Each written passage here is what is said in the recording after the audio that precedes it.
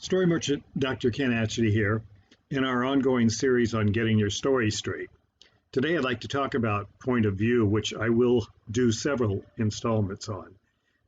I call it in a writer's time the fourth element of fiction after character, plot, setting.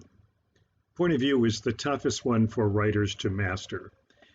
It's looked at this way, it is the identification of who is telling you the story and their relationship to the story and to you.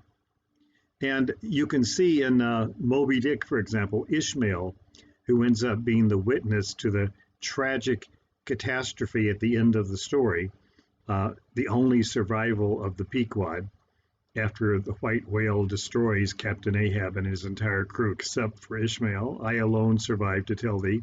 We meet him right away in the opening lines of the novel when he says, "Call me Ishmael," second person point of view. And he establishes a relationship with us by telling us what gets him depressed and when he does when he gets depressed, including going to sea.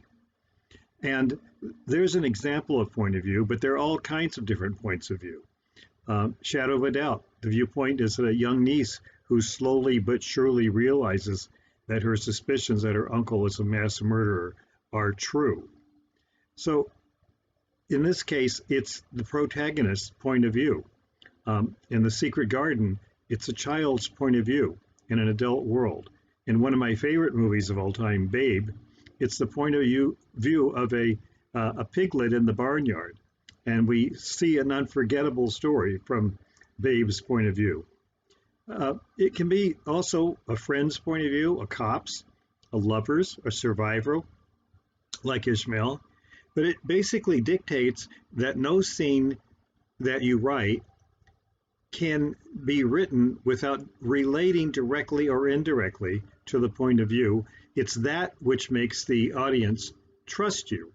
You are the narrator, the storyteller.